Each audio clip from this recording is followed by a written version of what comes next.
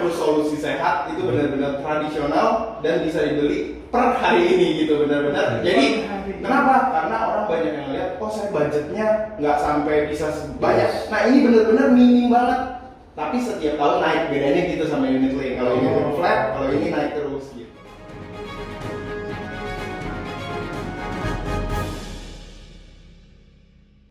Karena faktor resiko nambah. Faktor resiko nambah, orang butuh tapi kemampuan belinya lagi ditahan. Jadi dikeluarkan produk itu. Gitu. Oh, ini menanggapi yang tadi COVID itu. Yes. Jadi COVID apa sih yang berubah? Banyak orang yang menahan budgetingnya. Mereka tahu asuransi itu penting tapi nggak mau yang mahal. Betul. Gitu kan? Mau yang benar-benar murah. Gimana caranya? Artinya perusahaan asuransi harus mencari jalan. Salah satunya keluarin yang tradisional.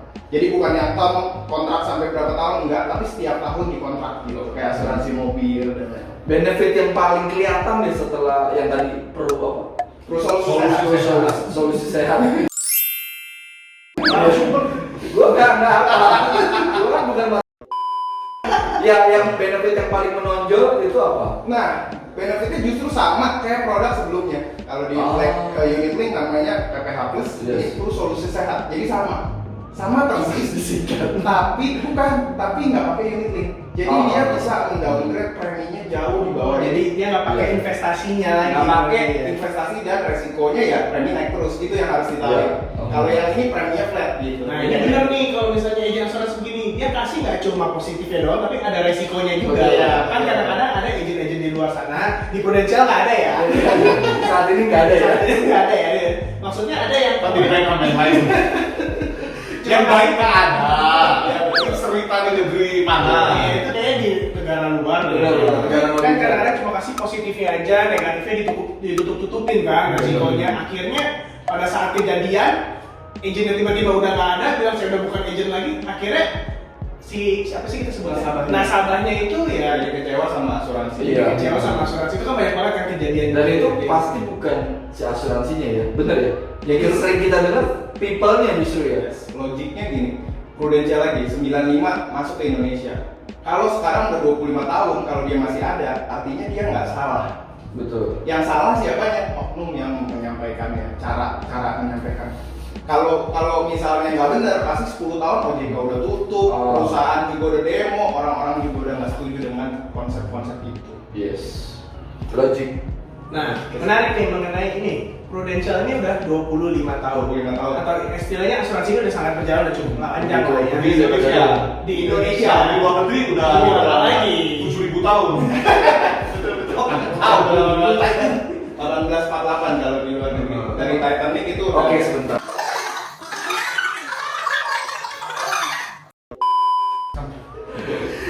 Sebentar lagi 70. Pak, coba dihitung beneran Pak. Nggak ada gitu. Gue nggak ada handphone. Nggak, sebenarnya mau nanya kan, agent asuransi itu kan pekerjaannya itu kan maksudnya kan ya agent nawarin asuransi apa dari dulu sampai sekarang konsepnya sama gitu. Dengan adanya corona ini gitu, maksudnya adanya COVID ini, terdampak nggak sih sebenarnya ke bisnisnya buat kayak agent-agent? Karena kan jujur kalau misalnya buat kita yang karyawan itu kan ada yang PHK, ada yang pemotongan gaji, ada yang nggak dapat THR, itu kan Yang single-single ada yang PHP. Oh iya. nggak tahu loh. Serius nih Pak.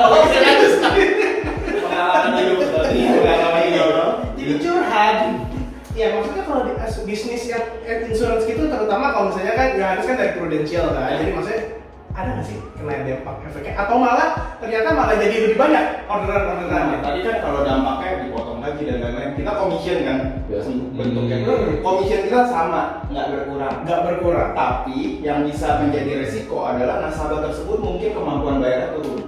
Terus dia nggak bayar. Terus dia tidak bayar. Dia nggak bayar, komisi nggak masuk. Itu kan menurunkan premi. Tapi itu terjadi nggak sama Yohanes? Ada, tapi kita juga dapat peluang di mana orang lebih sadar. Jadi kita bisa balancing. Di mana ada turun, ada naik. Subsidi silang ya. Ada balance-nya. Tapi kalau dari sisi perusahaan tidak ada cut, malah sekarang kita hire banyak orang. Hire orang. Ini gue di notice tau nggak? Itu bener. Oh justru malah progresnya makin baik ya. Yes, Dari karena sisi pasarnya luas banget. Tadi kalau dibilang brand lain misalnya, kita nggak jadikan itu lawan. Sebenarnya itu benar-benar kita partner. Kita Yes. partner dengan semua brand karena pangsa pasar Indonesia sangat luas. Masih dari AAJI gitu ya, datanya baru 9,8% penduduk Indonesia yang pakai individu polis. Jadi masih ada Semua bendera. semua bendera Oh. di Indonesia AAJI 9,8%. Baru satu yang salah, sebagian besarnya kan Oh iya. yang pemerintah. Ya, sebagian besar pemerintah, ada juga yang dari karya kantor gitu. Jadi benar-benar yang pegang sendiri baru 9,8. Benar, gitu. benar. Jadi masih luas banget. Menarik. Jadi ngomong-ngomong memang brandnya kan salah satu yang paling lama dan paling besar ya. Sekarang pangsa pasarnya berapa sih? Mayoritas kan pasti kan? Pangsa pasar dalam maksudnya Ya, Jumlah Indonesia menguasai nasabah. berapa persen? kalau berapa persennya lebih dari 50 yang jelas. Jadi kita kalau ngomongin jumlah nasabah itu terakhir yang update 3 juta. 3 juta baru 50%. Artinya Iya. masih dikit banget. 3 juta tadi nolnya berapa? Kita nolnya 6 kan. Iya. Jadi masih dikit banget. Itu udah 50%. Jadi kalau ditotalin baru 6 juta penduduk Indonesia. Mungkin sekarang udah itu yang terakhir aku dengar. Belum tahu lagi benar-benar berapanya. Tapi masih kecil banget. Tapi kalau untuk nasabah, jumlah nasabah kita brandingnya menguasai berapa itu lebih dari 50. Tapi spesifiknya aku juga nggak tahu. Mungkin bisa di Google kali ya. Tapi secara peluang berarti besar ya dari kacamata lu ya. Besar banget, besar banget. Masih sangat besar. Begitu di Indonesia, apalagi di negara maju aja yang udah sadar asuransi itu masih pakai agent. Di Oh, Singapura contohnya hmm. masih pakai agent insurance. Biarpun semua orang harusnya udah sadar beli sendiri gitu Iya. nggak perlu agent, tapi masih dibutuhkan. Apalagi di Indonesia. Jadi masih panjang banget, sustain banget, jangka panjang dan kita bilang itu stabil menurut aku. Oke, tangan-tangan di mana jadi? Tapi sorry dari sisi lu kan berarti agent kan. Yes. Tapi di lapangan terjun itu makin sulit nggak? Karena kan tadi seperti kita bilang ada insurtech ya, bla bla bla itu kan makin banyak kan. Bank-bank pun sekarang mengeluarkan. Ya, kan? semua bang. Iya, bener kan? Maksudnya Tapi kerjasama biasanya bang. sebagai Bukan individu agent makin effortnya makin sulit gak dibanding 6 tahun yang lalu? itu kelebihannya corona ini makin orang makin banyak sadar. Karena corona. Iya, tapi kalau aku lihatnya dari aku ya, Iya. mungkin pandangan orang kan berbeda. Betul. Dulu mungkin aku ketemu maksimal 3 orang sampai 5. Sekarang aku bisa 5 sampai 8 orang Per hari? per hari untuk meeting. Oke, ini aja udah 4 kita. Kan ketemu dia bilang bos. Ya betul. Oke. Jadi untuk dulu harus kesini gitu Iya. ya. Sekarang by Zoom dan dibantu dengan aplikasi yang disiapkan. Jadi nggak harus bertemu lagi dan lain-lain. Jadi menurut aku ya tambah oke sih.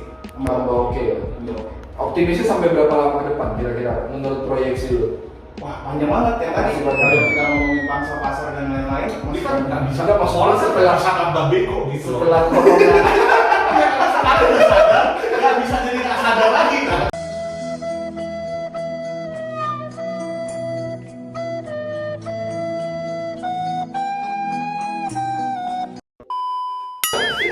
Bener nggak sih?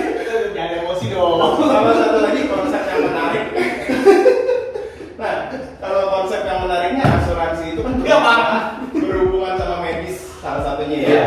Medis makin inflasinya salah satu yang paling tinggi. Inflasi medis pendidikan itu yang salah satu makin tinggi.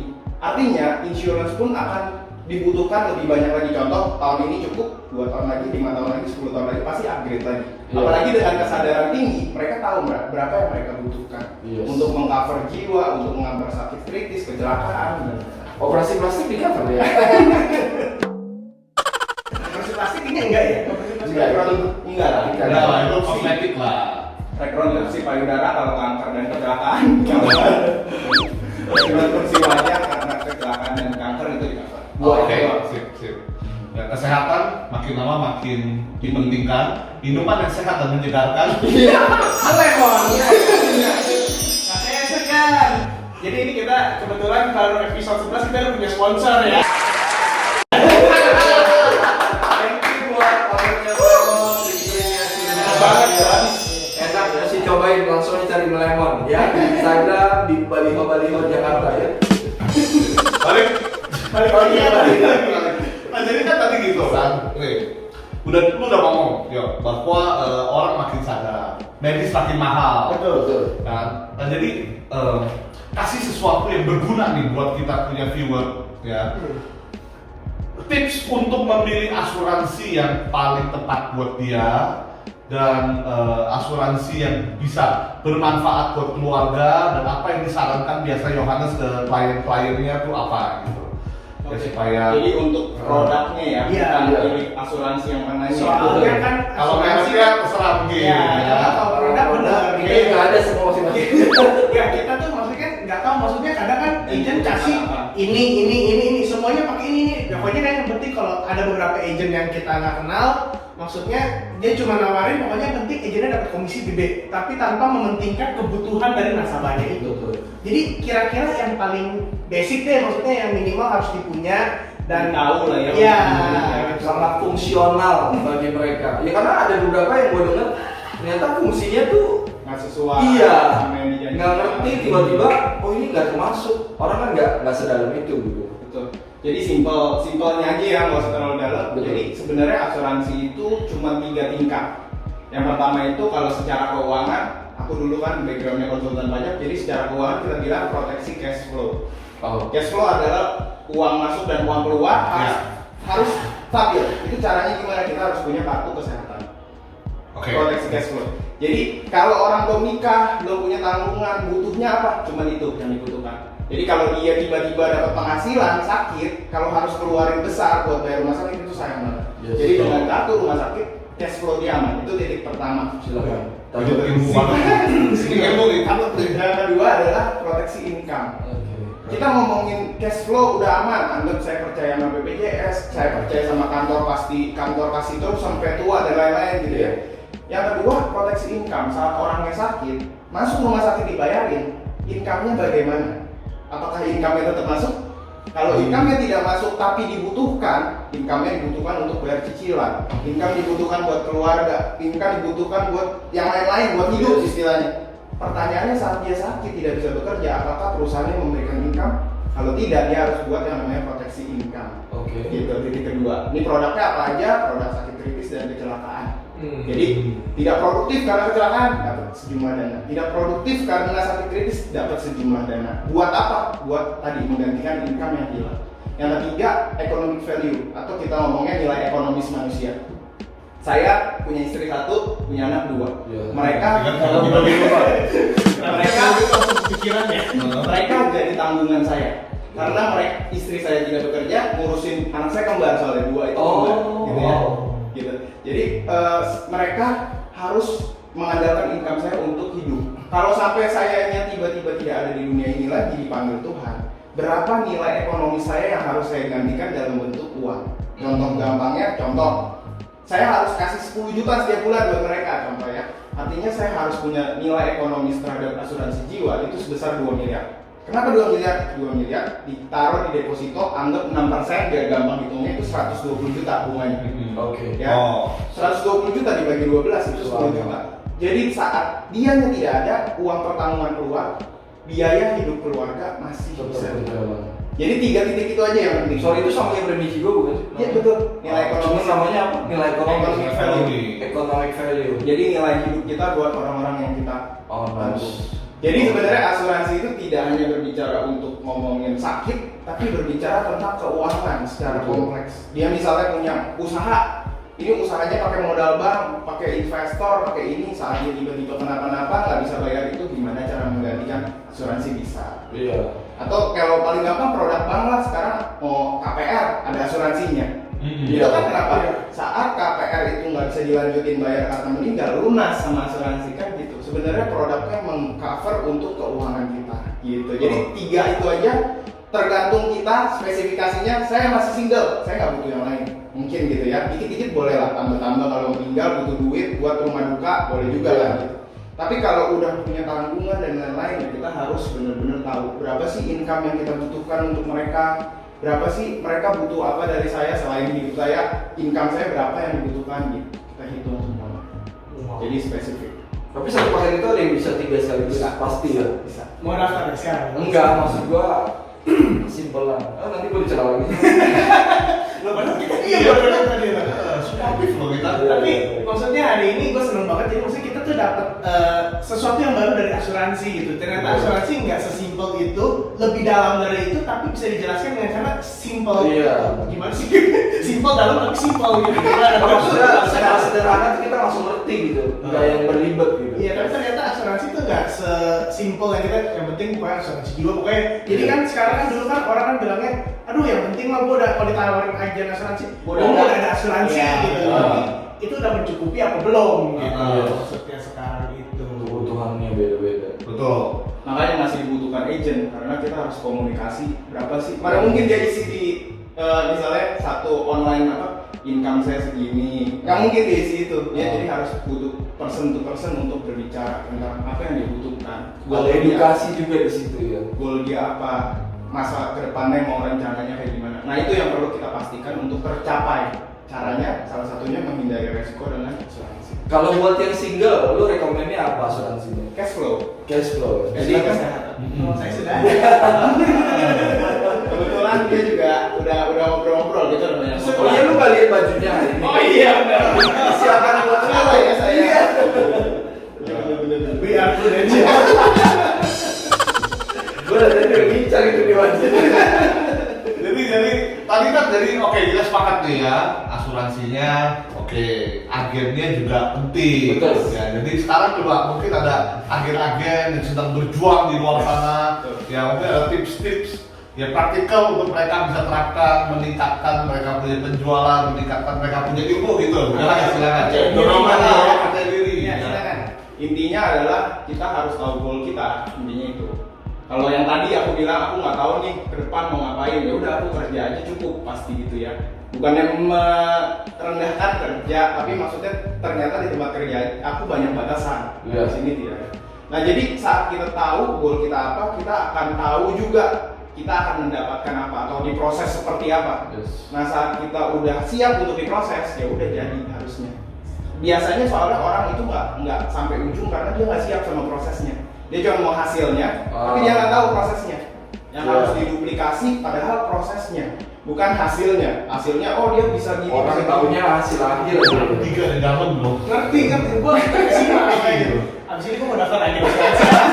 Ada value-nya ya dia jelasin. Jadi prosesnya itu yang kita harus benar-benar kalau direkrut gitu ya, tanya dia bisa sampai kayak gini tuh prosesnya gimana? Betul. Mau atau nggak diproses kayak gitu? Kalau mau kita pasti bisa. Soalnya udah ada sistem yang berjalan dan sudah terbukti gitu. Agensi itu sudah terbukti.